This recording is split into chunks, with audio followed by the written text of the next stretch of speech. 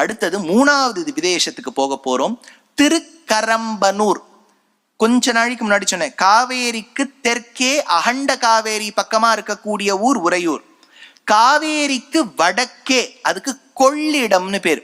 நீங்க சமயபுரம்னு மாரியம்மனுடைய ஸ்தலம் ரொம்ப சுப்பிரசித்தம். போற வழியில ரொம்ப திருச்சிக்கு அருகே இருக்கக்கூடிய இடம் பிக்ஷாண்டார் கோவில் என்று பெயர். அதற்கு உத்தமர் கோவில். ஆனா ஆழ்வார் சொல்லுவது திருக்கரம்பனூர் அப்படின்னு எடுக்கிறார். இந்த திவ்யதேசத்துக்கு ஒரு தனி பெருமை. இந்த ஒரு திவ்யதேசத்துலதான் மும்மூர்த்திகளும் ஃபேமிலி பிக்சரா கொடுக்குறா. சிவபெருமானுக்கு ஒரு சந்நிதி உண்டு, அம்பாளுக்கு ஒரு சந்நிதி உண்டு, பிரம்மாவுக்கு ஒரு சந்நிதி உண்டு, சரஸ்வதிக்கு ஒரு சந்நிதி உண்டு, பெருமாளுக்கு ஒரு சந்நிதி உண்டு, மகாலட்சுமி தாயாருக்கு ஒரு சந்நிதி உண்டு. மும்மூர்த்திகளும் முப்பெரும் தேவியரோடு காட்சி கொடுக்கக்கூடிய ஒரு ஸ்தலம் உத்தமர் கோவில். தமன்னு சொன்னாலே கண்ணன் பகவத்கீதையில எடுக்கிறார்.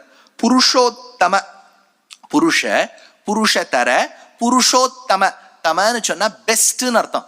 நவமோத்தியாயத்துல பெருமாள் சொல்றார் குஹ்யதம. குஹ்யனா சீக்ரெட், தமனா பெஸ்ட். தமன்னு சொல்லிட்டாலே best. He is the best amongst புருஷ. புருஷோத்தம. புருஷோத்தமன் உறையும் கோவில் உத்தமர் கோவில். ஆச்சா.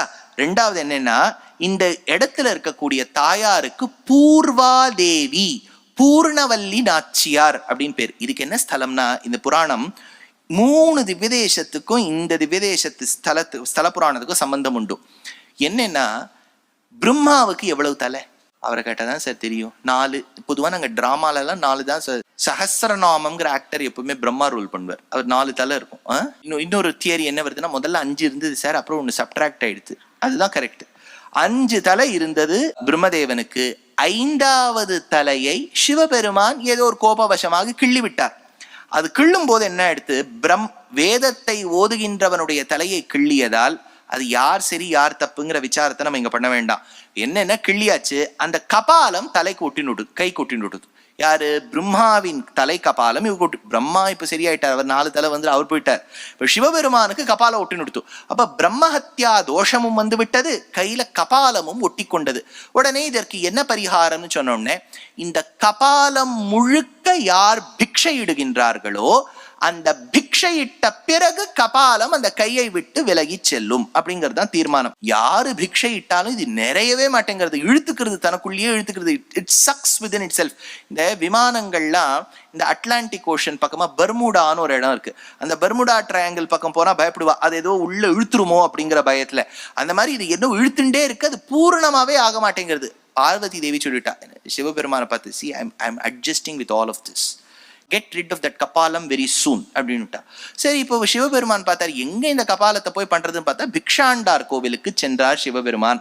நம்ம பெருமாளை பார்த்து கேட்கும்போது பெருமாள் சொன்னார், இங்க என்னுடைய பத்னி பூர்வாதேவிங்கிற பூர்ணவல்லி நாச்சியார் இருக்கா, அவ பூர்ணத்துவத்தை கொடுப்பவள். அவ மட்டும் தானம் பண்ணா தர்மம் பண்ணா அது அபூர்ணமா போகவே போகாது சிவபெருமானேன்னு சொன்னோடனே, தாயார் பிக்ஷையிட அது பூர்ணமாக போக கபாலம் அந்த இடத்திலேருந்து வெளியில வந்துடுத்து. பிக்ஷை பெற்று கொண்ட இடம் பிக்ஷாண்டார் கோவில். உத்தமன் இருக்கின்றபடியால் உத்தமர் கோவில். பூர்ணத்துவத்தை தாயார் கொடுத்தபடியால் பூர்ணவல்லி நாச்சியார். அப்ப சிவபெருமானுடைய பாபத்தை போக்கிய ஊர். சிவபெருமானுக்கு அந்த பிரம்மஹத்யா பாபம் எதனால வந்தது? பிரம்மதேவனால வந்தது. அப்ப யாருடைய தலை துண்டிக்கப்பட்டதோ பிரம்மா இருக்கார், பிரம்மாக்கு ஆஸ்வாசனம் கொடுக்க சரஸ்வதி இருக்கா. யாருக்கு கபாலம் ஒட்டி கொண்டதோ சிவபெருமான் இருக்கார். சிவபெருமானுக்கு ஆஸ்வாசம் கொடுக்கக்கூடிய அம்பாள் உலகநாயகிங்கிற பேர்ல இருக்கா. இந்த பாப்பத்தை பார்த்து போக்களித்த எம்பெருமான் பூர்ணவல்லி நாச்சியாரோடு இருக்கக்கூடிய இடம் உத்தமர் கோவில். ஆச்சா. இதுல இன்னொரு ஸ்தல புராணம் சொல்றது என்னன்னா, கதம்ப விருட்சம் இருந்தபடியால் கடம்பனூர். கடம்பனூருங்கிற வார்த்தை மருவி கரம்பனூர் அப்படின்னாச்சு. இன்னொரு ஸ்தல புராணம் சொல்றது, இங்க கதம்ப என்கின்ற மகர்ஷி தவம் செய்து பகவானை பார்த்தபடியால் திருக்கதம்பனூர். இப்பவும் நீங்க போறேன்னு வச்சுங்கோ, இதை ஞாபகம் வச்சு எழுதி வச்சுங்கோ. அந்த கர்ப்ப கிரகத்துக்கிட்ட போனோடனே ரைட் ஹேண்ட் சைட் சுவற்றில் ஒரு முனிவருடைய அழகான ஒரு கல் சிற்பம் அங்க இருக்கும். அதுதான் கதம்ப முனின்னு பேர். அது நீங்க போய் பார்த்து சேவிக்கணும்.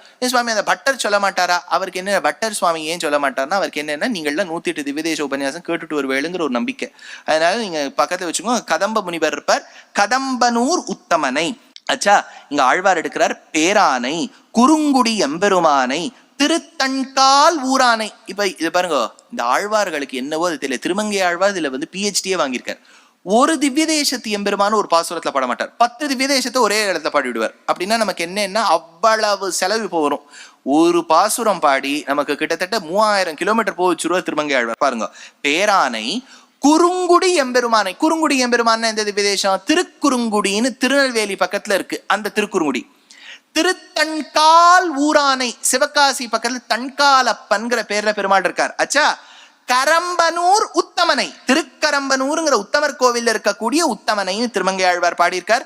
3வது திவ்யதேசம் உத்தமர் கோவில் என்கின்ற திருக்கரம்பனூர். இப்ப ஸ்ரீரங்கமாச்சு, ஸ்ரீரங்கத்துக்கு தெற்கே இருக்கக்கூடிய உறையூராச்சு, ஸ்ரீரங்கத்துக்கு வடக்கே இருக்கக்கூடிய உத்தமர் கோவிலாச்சு. இப்ப நீங்க ஒரு பரிசல் வச்சுக்கோ, அப்படியே காவேரியிலேயே கொஞ்சம் ஓட்டின்ண்டே வந்தேன்னா திருவெள்ளரை அப்படிங்கிற திவ்யதேசம் வரும். ரொம்ப வசத்தியான க்ஷேத்திரம்.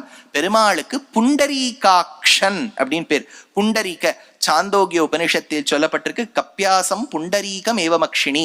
ஷூர்பனகாவானவள் சொல்லுகின்றாள், தருணௌ ரூப சம்பன்னௌ சுகுமாரௌ மகாபலௌ புண்டரீக விஷாலாக்ஷௌ.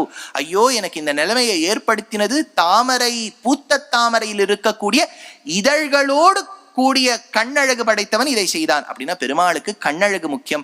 கண்ணழகே வடிவு கொண்டவன் புண்டரீகாக்ஷன். ஆச்சா தாயாருக்கு செண்பகவல்லி நாச்சியார் என்று பெயர். அந்த திவ்யதேசம் ஒரு தனி. நீங்க அந்த படிப்படியா சேவிக்கிறீர்கள் பாருங்க. அது எப்படின்னா முதல்ல ஒரு 8 படி வரும், முதல்ல 4 படி வரும், 4 படி ஆன உடனே 6 படி வரும், 4 வேதங்கள் 6 அங்கங்கள். அடுத்தது ஒரு 8 வரும். அப்ப 4 6 8 18 வித்யாஸ்தானங்கள்.